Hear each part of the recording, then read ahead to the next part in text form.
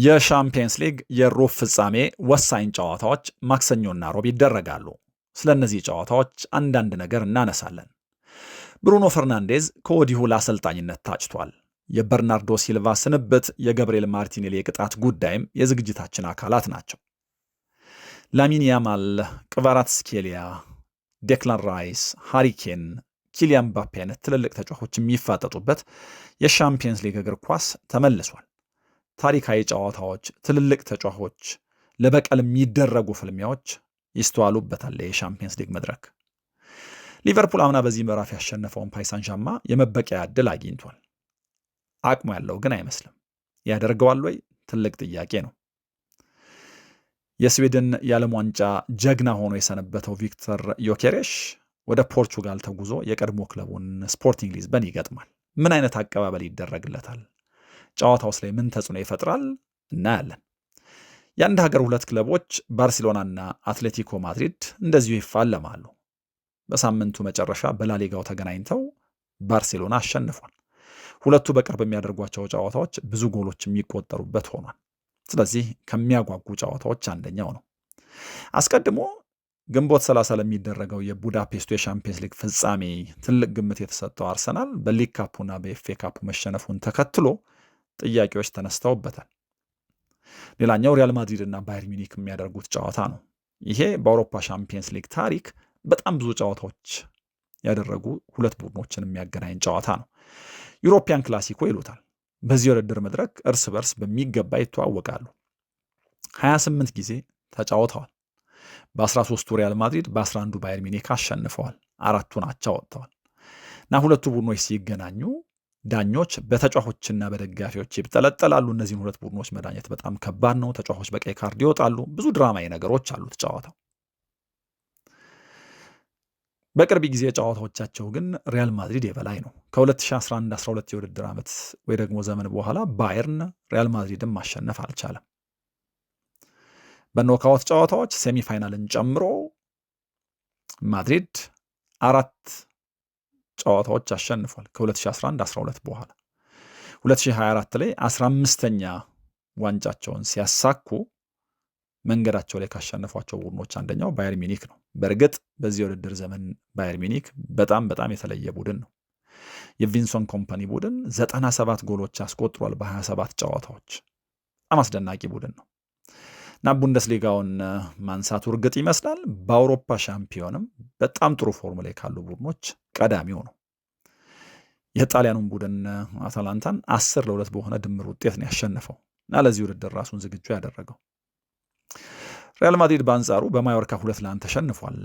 በሳምንቱ መጨረሻ ላሊጋውን ከሚመራው ባርሴሎና በ7 ነጥብ ርቋል እና በዚህ የውድድር ዘመን ዋንጫ አንስቶ የመጨረስ ህልሙ ሊሳካ የሚችለው በዚህ የሻምፒየንስ ሊግ መድረክ ነው። ሻምፒየንስ ሊግ ላይ እንዴትም ደካማ ቢሆን ወሳኝ ምዕራፍ ላይ የሚነቃ ትልልቅ ጨዋታዎችን የሚያሸንፍ ቡድን ስለሆነ የባየር ሚኒክ ወቅታዊ ፎርም ቅድሚያ ግምት ለሚኒክ እንድንሰጥ ቢያስገድደንም ሪያል ማድሪድን ግን ሩል አውት ማድረግ በፍጹም አንችልም። በፕሌኦፍ ቤኒፊካን ወደዚህ መድረክ ለመምጣት በራሱ በፕሌኦፍ መጀመሪያ ቤኒፊካን ማሸነፍ ነበረባቸው። ከዛ በኋላ ግን ፕሌኦፉ ላይ ከቤኒፊካ ጋር ሲንገዳገድ ያየነው ማድሪድ በድምር ውጤት ማንቸስተር ሲቲን 5-1 አሸንፎ ነው ለዚህ የባየር ሚኒክ ጨዋታ ወይ ደግሞ ለዚህ ፈተና ራሱን ዝግጁ ያደረገውና በትኩረት ከሚታዩ ጨዋታዎች አንደኛው ነው። ሌላኛው እንግዲህ የዮኬሬሽ ጉዳይ ነው። ወደ አርሰናል ያደረገው ዝውውር በጣም ብዙ ጥያቄዎች አሉበት። 27 ዓመቱ ነው። በሊዝበን በጣም የተዋጣለት ጊዜ ነበር ያሳለፈው። አርሰናል ዋንጫ ለማንሳት ብቸኛው ያጣሁት የቀረኝ ነገር አውት ኤንድ አውት አጥቂ ነው፣ ብዙ ጎል የሚያስቆጥር አጥቂ ነው ብሎ በማሰብ በክረምቱ ዮኬሬሽን አመጣው። በሊጉ 11 ጎሎች አስቆጥሯል በ29 የፕሪሚየር ሊግ ጨዋታዎች። በቂ ነው ተብሎ አይታሰብም። አርሰናል ሻምፒዮን ከሆነ ግን እነዚህ 11 ጎሎች ያላቸውን ዋጋ ወደኋላ ሄዶ ማስላት ይቻል ይሆናል። ግን ደግሞ ለጊዜው በ29 ጨዋታዎች ያስቆጠራቸው 11 ጎሎች ከተጠባቂነት አንጻር በቂ ናቸው ማለት አይቻልም። የሚኬል አርቴታ ስብስብ ውስጥ ከሃቨርትዝ እና ገብርኤል ጄሱስ አይነት ተጫዋቾች አሉ። የገብርኤል ጄሱስ ሰሞንኛ ፎርም በጣም ጥሩ የሚባል አይደለም። ግን ደግሞ ዮኬሬሽ ከሃቨርትዝ ጤና ሲሆን ሁልጊዜም ተመራጭ ላይሆን እንደሚችል በተወሰነ መልኩ አይተናል።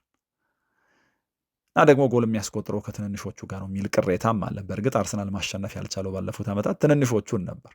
ከትልልቆቹ ጋር ባለ የፎርም ቴብል ባለፉት ዓመታት አርሰናል ከላይ ነው የሚቀመጠው። ስለዚህ ትንንሾቹ ላይ ማስቆጠሩ ጥያቄ የሚያስነሳ አይደለም። ከትንንሾቹም ከትልልቆቹም ጋር የሚደረግ ጨዋታ 3 ነጥብ ነው የሚያስገኘው፣ ምናልባት የሚሰጠው ስነ ልቦናዊ ጥቅም ካልሆነ በስተቀረ።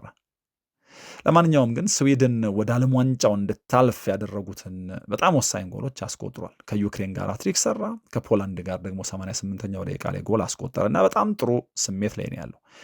አርሰናል ማሸነፍ ባልቻለው የኤፍኤ ካፑ ጨዋታም እንደዚሁ ተቀይሮ ገብቶ ጎል አስቆጥሯል እና ዮኬሬሽ ምናልባት ከነዚህ የሻምፒየንስ ሊግ ጨዋታዎች በፊት መነጋገሪያ ከሚሆኑ ተጫዋቾች አንደኛው ነው እና ወደ ሊዝበን ሄዶ ምን ያደርጋል የሚለው ትልቅ ጥያቄ ነው። ከሊቨርፑል ጋር ተያይዞ የስሎት ቆይታ በጣም አጠያያቂ ሆኗል።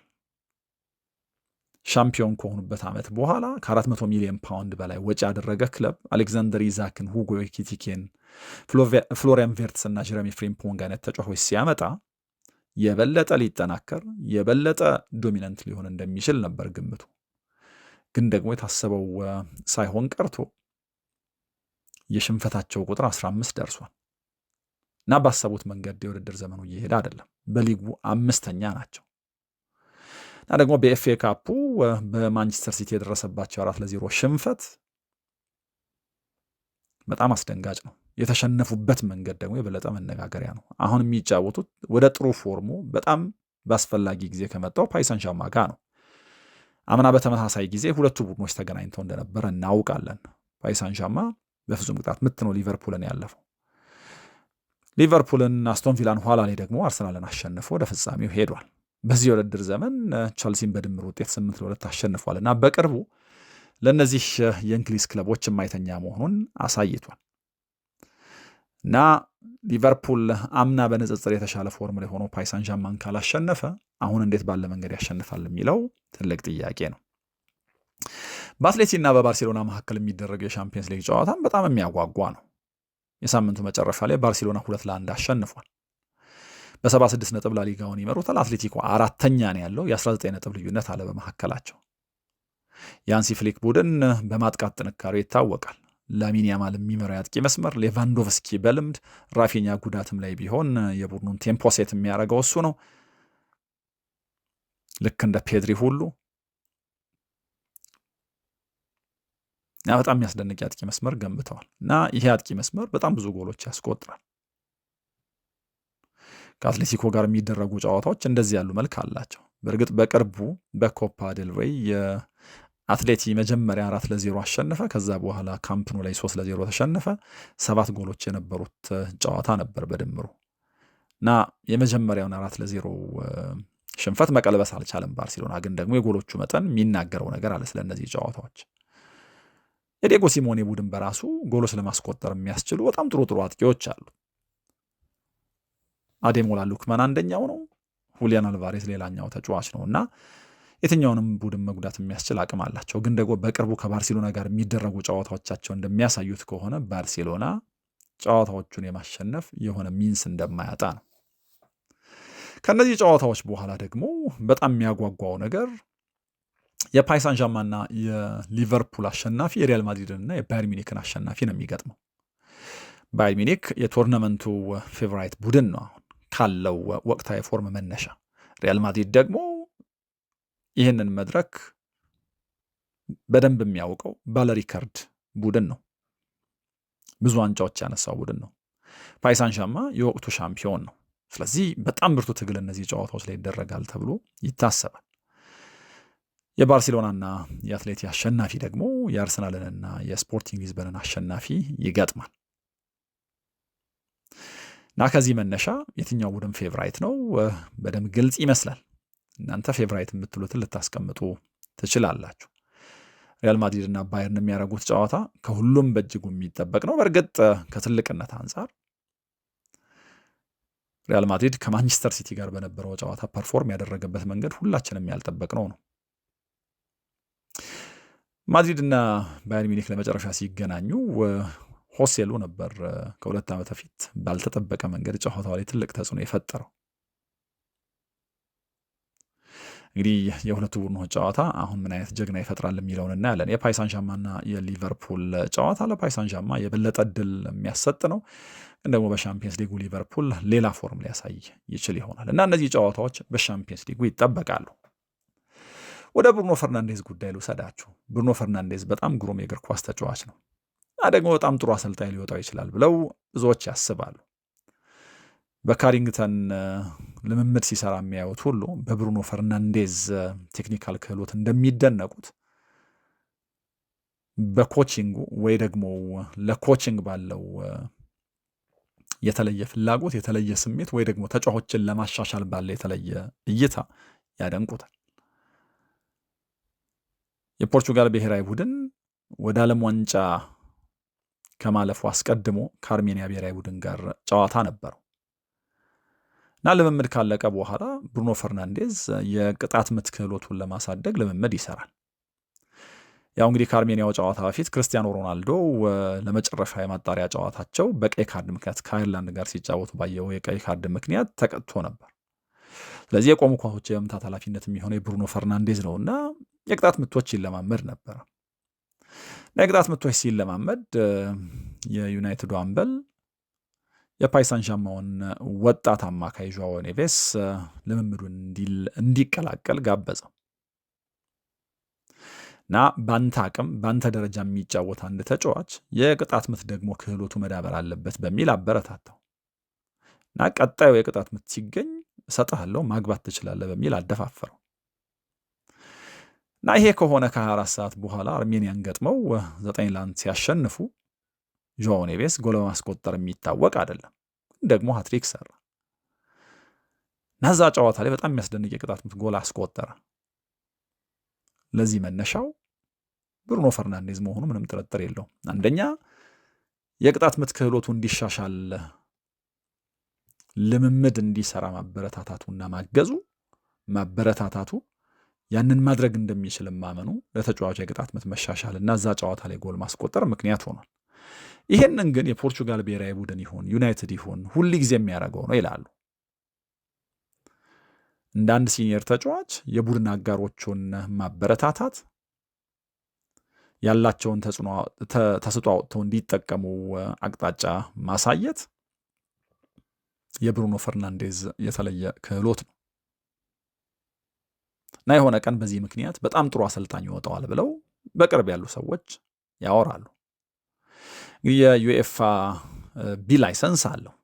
ከዚህ ቀደም ከሁዋን ማታ፣ ኔማንያ ማቲች ምናምን አይነት ተጫዋቾች ጋር ወስዶታል ይሄንን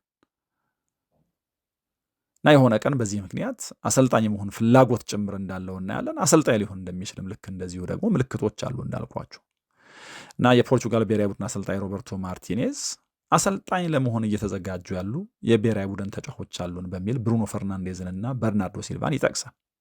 ይህንን የሚለው ካላቸው የእግር ኳስ መረዳት ከኢንተለጀንሳቸው መነሻ ነው። እንግዲህ አሁን 30ዎቹ መጀመሪያ ላይ ነው። ከዩናይትድ ጋር በዚህ ውድድር ዘመን ሊያሳካ የሚችለው የተለየ ዋንጫ የለም። ግን ደግሞ ዩናይትድ ውስጥ እስካለው የበክለብ እግር ኳስ ከተጫወተ ድረስ ያው ትልቁ ህልሙ ከክለቡ ጋር ስኬታማ መሆን ነው። የሆነ ሆኖ የእግር ኳስ ህይወቱ አሁን ሊያበቃ የሚችልበት ምዕራፍ ላይ አይደለምና ተጨማሪ የመጫወቻ ጊዜያቶች ስላሉት ዋናው ትኩረት መጫወት፣ ዋንጫዎች ማግኘት ሊሆን ይችላል። ግን ደግሞ እግር ኳስ መጫወት ሲያቆም የአሰልጣኝነቱ ጉዳይ ባለው ፍላጎት ሲያደርግ በሚታየው ነገር ሰዎች ስለሱ ከሚሰጡት ነገር መነሻ የሚሳካ ይመስላል እና ዩናይትድ የፈርናንዴዝን የማሰልጠን አቅም ከወዲሁ ማየት መጠቀምም ጀምሯል ይላሉ አንዳንዶች። ሜዳ ላይ ለምሳሌ ሊያሰለጥናቸው የሚሞክራቸው ወይ ደግሞ አቅጣጫ ሊያመላክታቸው የሚሞክራቸው ተጫዋቾች አሉ። አንደኛው ቤንያሚን ሼሽኮ ነው። ከክሪስታል ፓላስ ጋር የተደረገው ጨዋታ ለዚህ በጣም ጥሩ ማሳያ ነው። እዚህ ጨዋታ ላይ ብሩኖ ፈርናንዴዝ ሼሽኮን ሩጫዎቹን እንዴትና መቼ ማድረግ እንዳለበት ወይ ደግሞ ከኳስ ውጭ ያለው ሩጫ ታይሚንጉን፣ ቦታ አያያዙን በተመለከተ ኮች ሊያደርገው ሲሞክር ይታያል እና በደንብ ያሳየው ነበር እና እሱ ብቻ ሳይሆን ደግሞ ተሻጋሪ ኳሶች ሲመጡ ማርክ ሊያደርገው ከሚሞክረው ተጫዋች ኋላ ሳይሆን ፊት እንዲቆም ምክር ይሰጠው ነበር እና ይህንን ምክር በመጠቀም ስሎቬኒያዊ ተጫዋች ጎሎች አስቆጥሯል፣ ተጠቅሟል። ያው እንደምናውቀው ብሩኖ ፈርናንዴዝ ኤክስፕሬሲቭ ነው፣ ራሱን ለመግለጽ ብዙ ችግር ያለበት አይደለም እና ሲበሳጭ ደግሞ እጆቹን ሲያወናጭፍ ይታያል። ይሄን እጅ ማወናጨፍ በተመለከተ ግን ብሩኖ ፈርናንዴዝም በቅርቡ ያሉም ሰዎች መልእክቱ ሌላ ነው፣ ሁል ጊዜ እናንተ እንደምታስቡት አይደለም ይላሉ እና እጁን ሲያወናጭፍ ማየት የተቃውሞ ወይ የጥላቻ ሳይሆን የቡድን አጋሮቹ የሆነ ነገር ማድረግ እንደሚችሉ ከማመን የሚመጣ ማበረታቻ ነው። ላይክ የቡድን አጋሮች ይህንን ማድረግ ይችላሉ፣ ስለዚህ እንዲሻሻሉ ለማድረግ መበረታታት መንቃት አለባቸው ብሎ ስለሚያስብ ነው ይሉታል። እና ብሩኖ ፈርናንዴዝ የሚለው ምንድን ነው? ገና ከ7 ዓመቴ ጀምሮ እንደዚህ ነበርኩኝ። መሸነፍ በፍጹም አልፈልግም። ሁልጊዜም በፉክክር ስሜት ውስጥ ነው የምጫወተው። ያለኝን ሁሉ በመስጠት አምናለሁ። ይሄ ደግሞ ይታያል። ሌሎችም እንደዚህ እንዲያደርጉ ነው የምፈልገው እና ሜዳ ላይ የሆነ ተጫዋች ማድረግ በሚገባው ልክ እያደረገ አይደለም ብዬ ሳስብ እና ደግሞ ያንን ምልክት ሳሳይ ወይ እጄን ሳወናጭፍ ነገሩን ማድረግ እንደሚችል ስለማምን ነው መጀመሪያ ግን ክሬዲት ሰጣቸዋለሁ። እጆቼን ሳወናጭፍ ሳወራጭ ስታዩ ብዙዎቻችሁ የሚመስላችሁ ነገር ተጫዋቾቹ ላይ እያንባረቅኩኝ እያጉረመረምኩኝ ነው። እውነታው ግን እንደዛ አይደለም። ራሴን የምገልጽበት አንድ መንገድ ሊሆን ይችላል፣ እውነታው ግን ይህ አይደለም ብሏል። ምናልባት እንደዚህ ባለ መንገድ ለምሳሌ ቅድም ሲያበረታታው ሜዳ ላይ ኮች ሲያደርገው የምናየው ሼሽኮ ላይ ተበሳጭቶ ይታያል። ከበርንሌ ጋር 2-2 የተለያዩበት ጨዋታ ላይ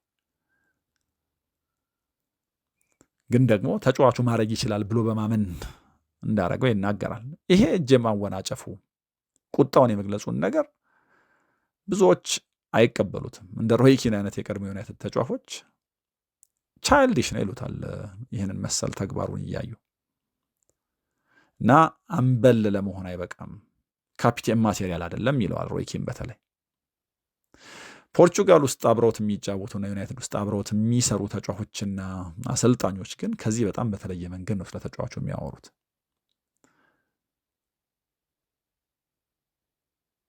ብዙዎች የማያዩት ነገር አለ። ልምምድ ሜዳ ላይ ከወጣት ተጫዋቾች ጋር እንዴት ባለ መንገድ ግንኙነት እንደሚፈጠር በጣም የሚያስደንቅ ስብዕና ነው ያለው። በጣም ትሁት ነው ይሉታል። ለምሳሌ ፖርቹጋል ብሔራዊ ቡድን ውስጥ ኔቬስን ያደረገው ቅድም ያነሳ ነው ምሳሌ ነው። ወደ ብሔራዊ ቡድኑ ከመጣበት ጊዜ ጀምሮ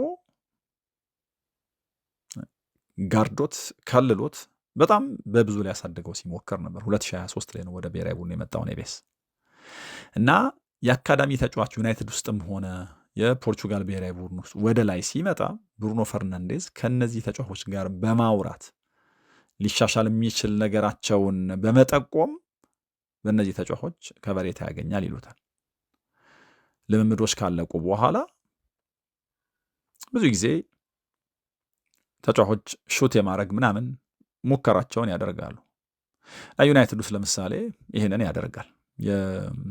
የካሪክ ስታፍ ጆይን ያደርጋቸዋል እና ወጣት ተጫዋቾቹ ሁል ጊዜም ቢሆን እንደዚህ ልምምድ ካለቀ በኋላ ሹት ሲደረግ አሰልጣኞቻቸውን የማሳመን ሙከራ እንደሆነ በማሰብ በጣም ተጠንቅቀው ነገሮችን ያደርጋሉ እና የዋናው ቡድን ተጫዋቾች ከተበተኑ በኋላ ራሳቸውን ለማሻሻል እንደዚህ አይነት ሙከራ የሚያደርጉትን የአካዳሚ ተጫዋቾች ለማየት ከአሰልጣኞቹ ጋር ወደ ኋላ የሚቀረው ብሩኖ ፈርናንዴዝ ነው ይሉታል።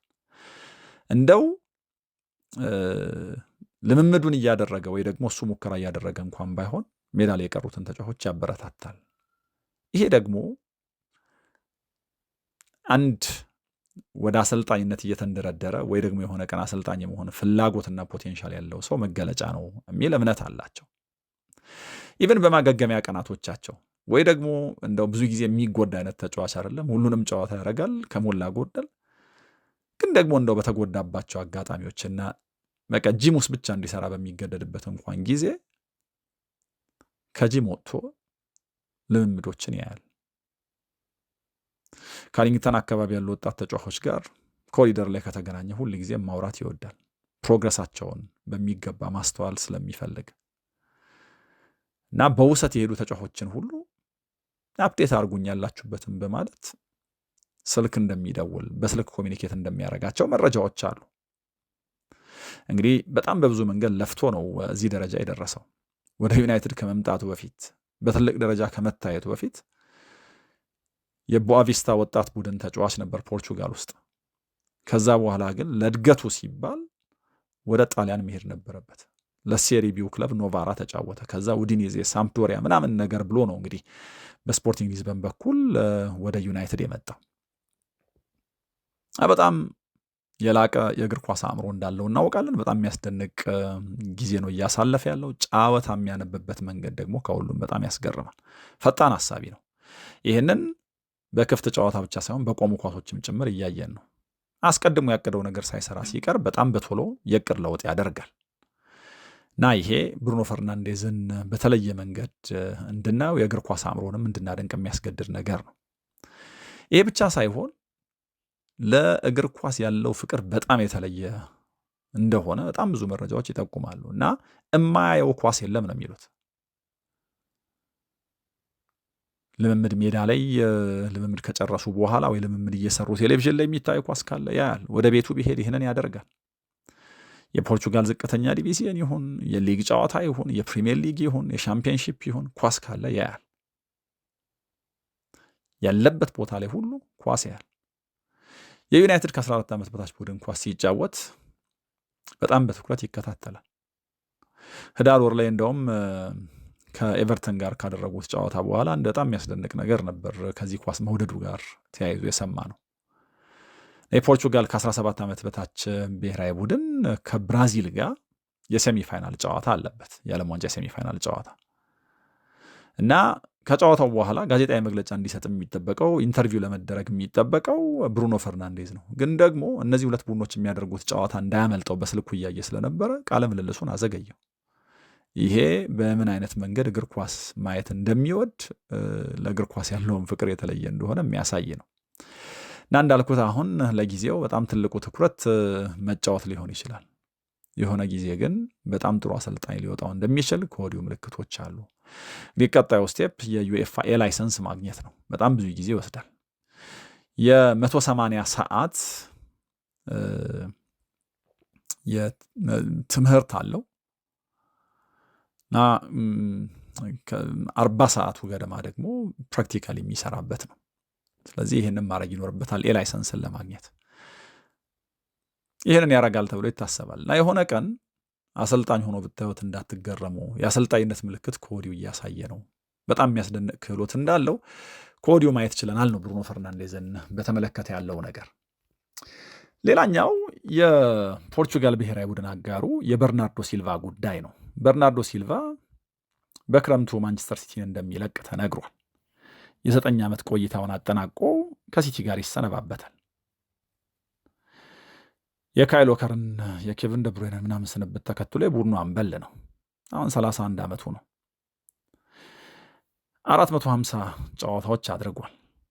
14 ዋንጫዎች አንስቷል። ከዚህ ቡድን ጋር የትኛውን ቦታ ገብቶ መጫወት ይችላል እና እንዴት ባለ መንገድ ተተኩታላችሁ ሲባል እንደዚህ ያለው ተጫዋች እንዴት ይተካል ነው የአሰልጣኞቹ ምላሽ። ከሞናኮ በ2017 ከመጣ በኋላ ያበረከተው ነገር በጣም ያስደንቃል። ጨዋታዎች የሚቆጣጠርበት መንገድ፣ ጨዋታዎች ላይ ለራሱና ለቡድኑ ክፍተት የሚፈጥርበት መንገድ፣ ታታሪነቱ፣ ታጋይነቱ በጣም ያስደንቃል እና እንደዚህ ያለውን ተጫዋች መተካት በጣም ከባድ ነው። ከ9 ዓመት በኋላ ደግሞ ይሄ ኮኔክሽን ሲቆረጥ ሲቲ በጣም በብዙ ሉዝ ሊያደርግ እንደሚችል መናገር እንችላለን።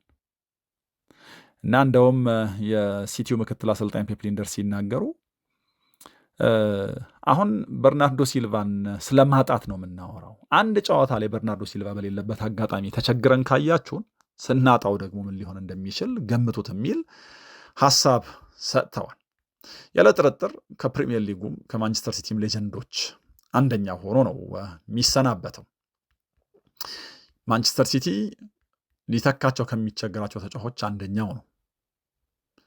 ከዚህ በኋላ የትም ይጫወት በጣም ሚስ ይደረጋል። እንዳልኩት 450 ጨዋታዎች አድርጓል። እንግዲህ በማንቸስተር ሲቲ ታሪክ 9ኛው ከፍተኛ የጨዋታ ቁጥር ነው። ከ1980ዎቹ በኋላ ደግሞ ከፍተኛው የጨዋታ መጠን ነው 450 ጨዋታ። 14 ዋንጫዎች አንስቷል። እዚህ ውስጥ እንግዲህ የኮሚኒቲ ሺልድ፣ የኤፍኤ ካፕ፣ የሱፐር ካፕ፣ የሻምፒየንስ ሊግ ምናምን ዋንጫዎች አሉበት እና በዚህ ልክ ሲቲ ውስጥ ተጽዕኖ ያሳድራል የሚል እምነት አልነበረም። በዚህ የውድድር ዘመን ደግሞ የሊግ ካፑን አግኝቷል። ኤፍኤ ካፑን የማንሳት እድል አላቸው። ማንቸስተር ሲቲ እንደዚህ ያለውን ተጫዋች ነው የሚለቀው እና ከሰሞኑ እሱን በተመለከተ አንድ የተጻፈ ጽሑፍ ሳይ ብዙ ጊዜ ማንቸስተር ሲቲ ሲያሸንፍ ስማቸው ከሚነሳ ተጫዋቾች አንደኛው ላይሆን ይችላል፣ ግን ደግሞ ቡድኑን የሚያያይዝ ግሉ ነው በሚል ያደንቁታል። ልክ ነው። የሆነ ቀን ያያ ቱሬ የፈጠረው አይነት ተጽዕኖ ነው የፈጠረው የሚል ጥያቄ ቢነሳ አዎ ላንል እንችል ይሆናል። ኬቪን ደብሮይነ ወይ ደግሞ አጉዌሮ ያደረጉት አይነት ነገርም አላደረገ ሊሆን ይችላል። ግን ደግሞ እዚህ የማንቸስተር ሲቲ አማካይ ክፍል ላይ እዚህ ቡድን ውስጥ እግር ኳስን በሚረዳበት የላቀ አእምሮ በጣም ያስደነቁ ነገሮች አድርጓል። ቴክኒካሊ በጣም የዳበረ ነው። ያለማቋረጥ ሜዳ ላይ ይሮጣል እና የፉክክር መንፈሱ በጣም የሚያስደንቅ ነው። ትልልቅ ጨዋታዎች ላይ ደግሞ ሁሌ ተጽዕኖ ፈጣሪ ነው። ጎል አያስቆጥርም። ጎል ካስቆጠረ የሚያስቆጥረው ትልልቆቹ ጨዋታዎች ላይ ነው እና ጓርዲዮላ ብዙ ጊዜ ማንቸስተር ሲቲ ተጫዋቾች ሊለቅ ሲል መልቀቅ ከፈለገ መንገዱ ላይ አልቆምም ይላል። የሲልቫ ኬዝ ግን በጣም የተለየ ነበር። በጣም በተደጋጋሚ ለቃለው እያለ ሊለቅ ነው እየተባለ በጓርዲዮላ ገፋፊነት እስካሁን ቆይቷል። አሁን ግን ጊዜው ደርሷል እና ከማንቸስተር ሲቲ ለመሰናበት ቅርብ ነው። 6 የፕሪሚየር ሊግ ዋንጫዎች አንስቷል በዚህ ጊዜ። በጣም የሚያስደንቅ ቁጥር ነው።